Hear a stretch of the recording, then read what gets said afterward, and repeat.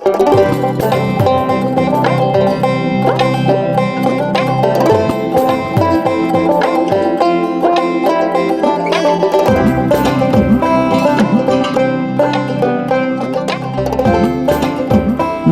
এখন কেমন? এই ফুলকপিটা দেখো, বাবুটা এখন একটা ফুলকপির মতো। এখন ও তোমার গলার আওয়াজ শুনতে পারে আর তাতে সাড়াও দেয়। তুমি ভালো তো বাচ্চা ভালো। গর্ভবতী অবস্থায় মায়ের করণীয় 3টি বিষয়। 1. কাছের কোনো স্বাস্থ্যকেন্দ্রে গিয়ে টিকা নিতে হবে। 2. হঠাৎ পানি ভাঙলে দেরি না করে জরুরি ভিত্তিতে স্বাস্থ্যকেন্দ্রে চলে যেতে হবে। 3. ডাক্তার অথবা প্রশিক্ষণপ্রাপ্ত দায়ের কাছে ডেলিভারি নিশ্চিত করতে হবে। শরীরটা বদলাচ্ছে তোমার। চলো 7 মাসে কার কেমন লাগছে শুনে নেই। তল পেটে আর কোমরে বিশ্রী ফাটা ফাটা দাগ হইছে আমার। কেন যে আমি একটুতেই হাঁপাইয়া উঠি, থাইকা থাইকা পেটে আর কোমরে ব্যথা করে উঠে। এখন তোমার 7 মাস, একটু ধৈর্য ধরো, সব ঠিক হয়ে যাবে। তোমারও কি পিঠের নিচের দিকে আর কোমরে একটু ব্যথা করে? নাভিটা ফুলে বাইরের দিকে বেরিয়ে এসেছে? ঘন ঘন পেশাব পায়? হজমে অসুবিধা বা পেট পরিষ্কার হচ্ছে না? নিজের যত্ন নাও। চলো দেখি স্বাস্থ্যকর্মী আপা কি বলছেন। 7 মাস হয়ে গেল, সময় তো আর বেশি নেই। কিভাবে কোনখানে ডেলিভারি করাতে চাও এখনই ঠিক করা দরকার। সঠিক সিদ্ধান্তই আসল কথা। স্বাস্থ্যকর্মী আপার কথা ঠিক। আগে থেকে এসব বিষয়গুলো ঠিক করে রাখা উচিত। যেখানেই ডেলিভারি করো না কেন, এদের কেউ না কেউ তোমাকে সাহায্য করবে। একজন ডাক্তার, প্রশিক্ষণপ্রাপ্ত নার্স, মিডওয়াইফ, FWVA পরিবার পরিকল্পনা আপা, CSBA প্রশিক্ষণপ্রাপ্ত দায়। সরকারি হাসপাতালে ডেলিভারি জামিলা যেমন পরিকল্পনা করে ফেলেছে।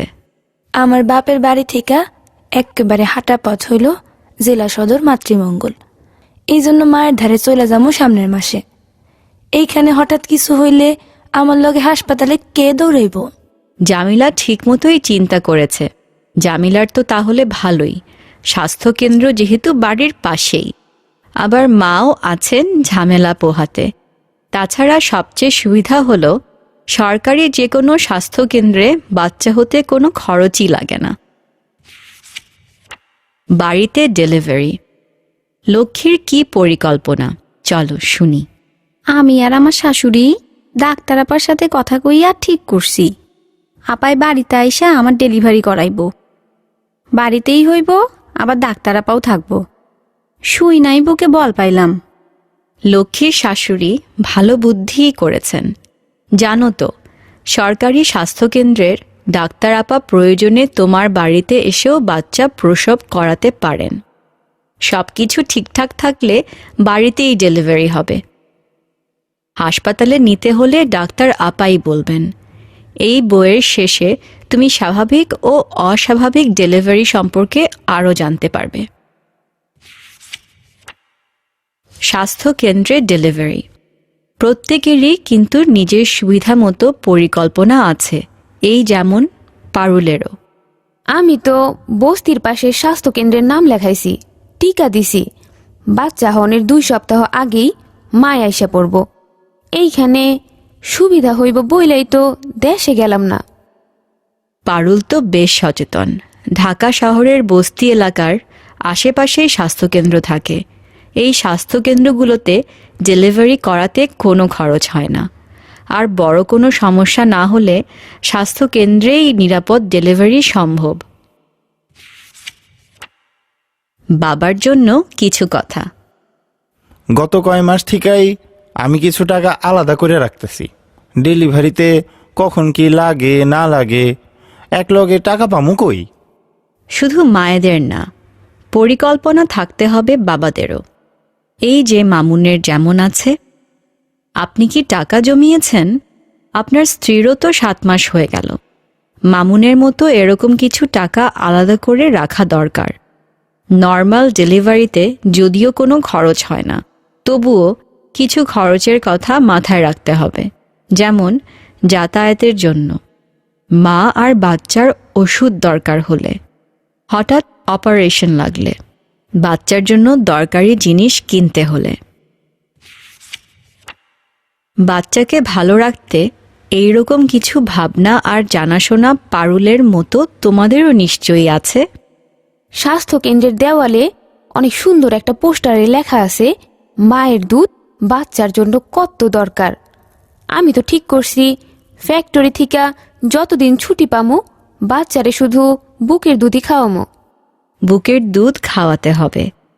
পারুল এখন থেকেই ভাবছে কিভাবে বাচ্চাকে বুকের দুধ খাওয়াবে।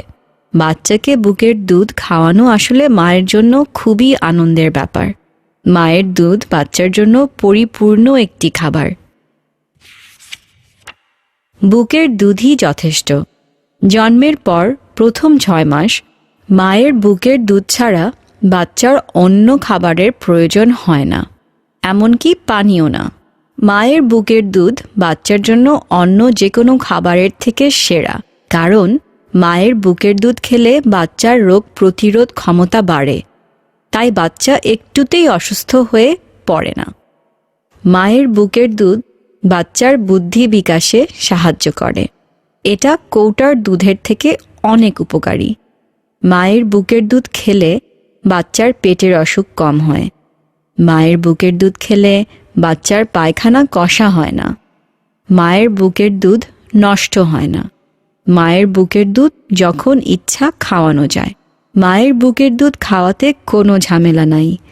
বাইরে কোথাও যেতে হলে সঙ্গে বোতল, পানি, দুধের টিন নিয়ে যেতে হয় না। দুধ খাইতে খাইতে বাচ্চা যখন আমার বুকেই ঘুমায় পড়ে, সেইটাই আমার জন্যে সবচাইতে আনন্দের সময়। আমি তো বাচ্চারে বুকের দুধই খাওয়াইতে চাই, কিন্তু আমার ভয় বাচ্চা ঠিকমতো দুধ পাইব তো। চিন্তার কিছু নেই, ঠিকমতো খাওয়াতে পারলে বাচ্চা অবশ্যই বুকের দুধ পাবে। প্রসব ব্যথা না মিঠা ব্যথা? কথা নাই বার্তা নাই, পেটটা এমন শক্ত হইয়া উঠল, মাসও তো পুরা হয় নাই, বাচ্চা হইয়া যাইব না তো? সব ব্যথাই প্রসব ব্যথা না। 7 মাসে জামিলার মতো এইরকম ব্যথা হঠাৎ হতে পারে। এই সময় শরীরটা প্রসবের জন্য তৈরি হয়। এই ধরনের ব্যথার নাম মিঠা ব্যথা। আবার কখনো আগেও বাচ্চা হয়, যেসব কারণে মাস পুরা হওয়ার আগেই বাচ্চা হয়ে যেতে পারে। যমজ বাচ্চা হলে, পেটে যমজ বাচ্চা থাকলে অনেক সময় মাস পুরো হওয়ার আগেই বাচ্চা হয়ে যায়। সময় মতো চেক আপে গেলে ডাক্তার পরীক্ষা করলেই বুঝবেন যে বাচ্চা আগে হবে কি না। আগে আগে বাচ্চা হলে বাচ্চার বিশেষ যত্নের প্রয়োজন হয়, তাই আগে আগে ব্যথা উঠলে সাথে সাথে স্বাস্থ্যকেন্দ্রে যোগাযোগ করো। বেশি ওজন উঠালে নামালে, বাচ্চা পেটে থাকা অবস্থায় বেশি ভারী জিনিস উঠালে নামালেও অনেক সময় বাচ্চা আগে হয়ে যেতে পারে। কাজেই ওজন নিতে হলে অন্য কাউকে বলতে হবে। নেশা জাতীয় কিছু অভ্যাস থাকলে কোনো কোনো ডাক্তারের মতে যে কোনো ধরনের নেশা জাতীয় অভ্যাসই বাচ্চার জন্য ক্ষতিকর। বাচ্চা পেটে থাকা অবস্থায় পান, তামাক, জর্দা, বিড়ি, গুল এইসব কোনো কিছুর নেশা থাকলেও বাচ্চা আগে হয়ে যেতে পারে। এইসব থেকে তাই দূরে থাকতে হবে। প্রেশার বা ডায়াবেটিস থাকলে, বড় কোনো অসুখ থাকলেও অনেক সময় বাচ্চা আগে হয়ে যেতে পারে। তবে নিয়মিত ডাক্তারের চেকআপে থাকলে তিনি আগেই বুঝতে পারবেন। আগেও এরকম হয়ে থাকলে, যাদের প্রথম বাচ্চা মাস পুরা হওয়ার আগেই হয়ে যায়, পরের বারও তাদের আগে ডেলিভারি হওয়ার সম্ভাবনা থাকে।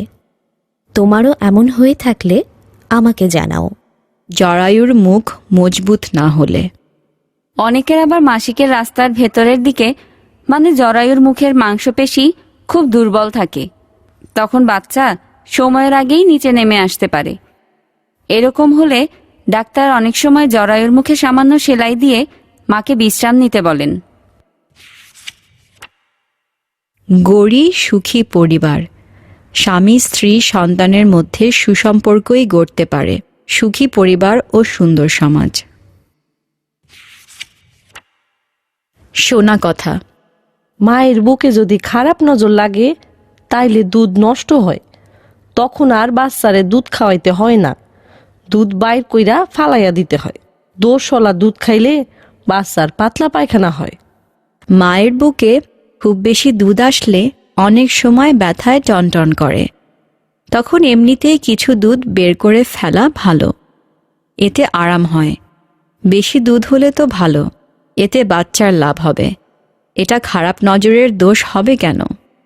যক্ষা হইলে রক্ষা নাই, তার মধ্যে যদি বাচ্চা পেটে থাকতে মায়ের যক্ষা হয় তাইলে তো মা বাচ্চা কারোরই রক্ষা নাই। যক্ষা হইলে রক্ষা নাই, এই কথা এখন আর ঠিক না। চিকিৎসা করলে যক্ষা রোগ ভালো হয়ে যায়। আর বাচ্চা পেটে থাকতে যক্ষা হলে ডাক্তার আপা সেভাবেই চিকিৎসা করবেন যেন বাচ্চার কোনো ক্ষতি না হয়। আমার সাহেবের বাচ্চাটা কি সুন্দর নাদুস নুদুস দেখতে, না জানি দামি দামি বিদেশি খাউন খাওয়ায়। না, বাচ্চার স্বাস্থ্য ভালো রাখতে বিদেশি খাবার লাগে না। মা ভালো খাবার খেলে তার বুকে ঠিকমতো দুধ আসে। বাচ্চার 6 মাস পর্যন্ত মায়ের বুকের দুধ ছাড়া আর কিছু দরকার নেই। এখন শুনি মোমেনা কি বলছে। আমার পোলার তাইলে বুদ্ধি পাকতাছে। বউয়ের মিঠা কথা শুনতে ভালাই, কিন্তু ডেলিভারির খরচের কথা মনে উঠলে তো আমার মাথা ঘুরান দেয়। বউয়ের বাপ নিব না তো নিব না, কিন্তু খরচাপাতি দেওয়ানের কথাও কিছু কইল না। আমার হাতেও তেমন বাড়তি টাহা নাই। আগে তো চিন্তা করি নাই এই খরচা আমার ঘাড়ে আইয়া পড়ব। কামালের চাচি কইল, বউয়ের বাপ কিছু খরচা সময়কালে ঠিকই দিয়া যাইব, দেখো। আমার ভরসা হয় না, আর যা ঠিক নাই তা ভাইবা নিশ্চিন্তে বইয়া থাকুন তো যাইব না। তাইলে কামাল রে জিগাও, হনো হে কি কয়। বাপ হইব তার একটা চিন্তা আছে না? হে তো সব কামে আমার মুহের দিকে চাইয়া থাহে। হেই করব চিন্তা, কি করুম হেই বুদ্ধি দে তুই। আমি আর কি কমু বুবু, তোমার গরুটা বেচা দাও। হা, কইলি একখান কথা। গাই গরু কয়দিন পর গাভীন হইব, বাচ্চা হইলে দুধ হইব। আমার নাতির দুধ লাগবো না? হেই রাইতেই কামাল আমার হাতে টেহা দিয়া কইল, এগুলান আমার ওভারটাইমের টেহা, এই টেহা ডেলিভারির খরচার জন্য আলাদা রাইখা দাও। মনে মনে কই, আমার পোলা তাইলে বুদ্ধি পাকতাছে। পাকবো না, হেও তো পোলার বাপ হইতাছে। যাক, বাকি খরচা আমি সামলাইনি মনে, যেমনেই হোক।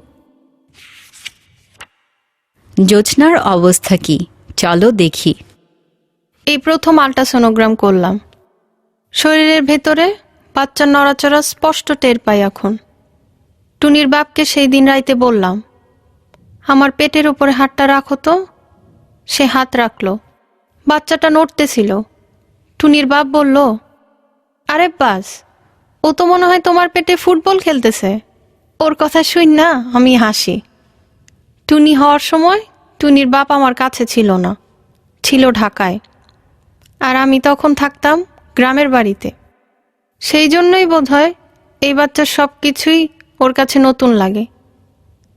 কালকে সকালে ডাক্তার আপার কথা মতো আমি যাব আল্ট্রাসোনোগ্রাম করাইতে। টুনির বাপও সঙ্গে যাবে। জীবনে এই প্রথম আমার আল্ট্রাসোনোগ্রাম করা। আমাকে একজন নার্স বিছানার উপরে শোয়াইলো, তারপর পেটের ওপর ঠান্ডা আঠার মতো কি জানি ঢাললো। এরপর কিছু একটা পেটের ওপর ঘুরাইলো। তারপর ডাক্তার আপা বলল, মাথার কাছের এই পর্দাটার দিকে তাকান, দেখেন এই যে আপনার বাচ্চা, এই যে দেখেন নড়তেছে। আমি আবসা মতো একটা বাচ্চারে দেখলাম, যেন হাত পা নাড়ায়া পানির মধ্যে ভাসতেছে। আমার মনের মধ্যে কেমন যেন করতে থাকলো, বুঝাইতে পারবো না। মাশাল্লাহ, বাচ্চা সুস্থ আছে, ভালো আছে। ডাক্তার বলল, আপনার আগের বাচ্চা কি ছেলে না মেয়ে? আমি বললাম মেয়ে। এই বাচ্চা ছেলে না মেয়ে জানতে চান? আমি এক মুহূর্ত ভাইবা কইলাম না, থাও। ডাক্তার তখন আর কিছু বললেন না, শুধু কইলেন সময় খুব বেশি নাই, যদি দেখেন পানি ভাঙে বা পেটে ব্যথা শুরু হয় তখন আর দেরি করবেন না, সোজা ডাক্তারের কাছে বা হাসপাতালে চলে আসবেন। নতুন ফসলের ঘ্রাণে বশির কেমন আছে? নতুন ফসলের ঘ্রাণের মতো আগ্রহ নিয়ে সন্তান আগমনের প্রহর গোনা। অঘ্রাণ মাস, এতদিনের কষ্টের ফসল ঘরে তোলার সময় হইছে। এই সময় অনেক কাজ, ধান কাটা, ধান মাড়াই দেওয়া, ধান কাটনের পরে বাড়ির বউঝিগোর অনেক কাজ থাকে। গ্রামে সবাই ব্যস্ত, কেউ সোনাইয়ের যত্ন করতে পারে না, সময় পায় না। আমি যতদূর পারি চেষ্টা করি তবু। আর রাইতে কান লাগাইয়া চম্পাবতীর নড়াচড়ার শব্দ শুনি। সে এখন ভালোই নড়চড় করে। আমি তার লগে কথা কই, হাসির হাসির কথা কই। সেইগুলা শুই না সোনাই হাসে। হাসুক, এই সময় হাসি খুশি থাকা ভালো। সোনাই বৈশা বৈশা চম্পাবতীর জন্য কাঁথা বানাই, জামা কাপড় বানাই। সে খালি পোলাগো জামা কাপড় বানাই, আর আমি হাসি, কিছু কই না। আমি তো জানি মাইয়া হইব, তবু কিছু কই না। যদি মন খারাপ করে, আমিও চম্পাবতীর জন্য পয়সা জমানো শুরু করছি। প্রত্যেক দিন 1 টাকা কইরা, জমতে জমতে একদিন অনেক টাকা হইব। তার পড়ালেখার কাজে লাগব। কাজের মধ্যে থাকলেও সোনাই ঠিক মতো খাইল কিনা খবর লই। এর মধ্যে একদিন তারি নিয়ে ডাক্তার আপার কাছে গেলাম আবার। ডাক্তার আপা কিছু পরীক্ষা টরীক্ষা কইরা কইল, আর বিপদ নাই, রক্তশূন্যতা রোগ নাকি আর নাই, ভালো হইয়া গেছে। শুই না মনটা ভালো হইয়া গেল। এইবার ভালোই ভালোই চম্পাবতী দুনিয়াতে আসলেই হয়। সোনাইয়ের পেটটা এখন অনেক বড় হইয়া গেছে, শরীরটাও দুর্বল হয়েছে অনেক। হাঁসের মতো হাঁটে, দেইখা হাসি পায় আমার, তবুও হাসি না। আহারে, কত কষ্ট করতেছে আমার বউরা। ধান কাটা হইল, এবার ভালো ফলন হইছে। পিঠা পায়েস বানানো হইল, খাওয়া হইল। এই এত কাজের মধ্যেও সোনাইরে আমি একটু কাজ করতে দেই না। তার এখন বিশ্রাম দরকার। স্বাস্থ্যকর্মী শিপা কি বলছে? এখন একটু সাবধানে থাকতে হবে। রুমিজাকে নিয়ে সাব সেন্টারে এসেছি।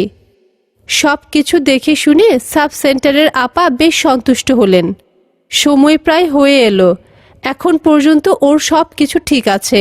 এখন একটা নতুন মানুষের জন্য অপেক্ষা। সাব সেন্টারের আপা বললেন, চিন্তার কিছু নাই, তোমার সব কিছু ঠিক আছে।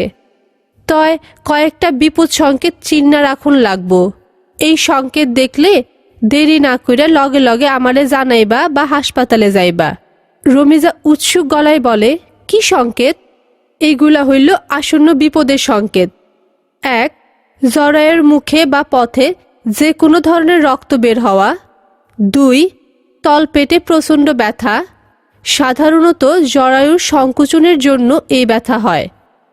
প্রসবের ব্যথা কী ধরনের হয় তাও তোমার বোঝা দরকার। প্রসব বেদনা থাইকা থাইকা ওঠে, তলপেট কোমর জুইরা ছড়ায়। আস্তে আস্তে এর তীব্রতা বাড়ে, কিন্তু মাঝের ফাঁকটুকু কমতে থাকে। 3. পানি ভাইঙ্গা যাওয়া।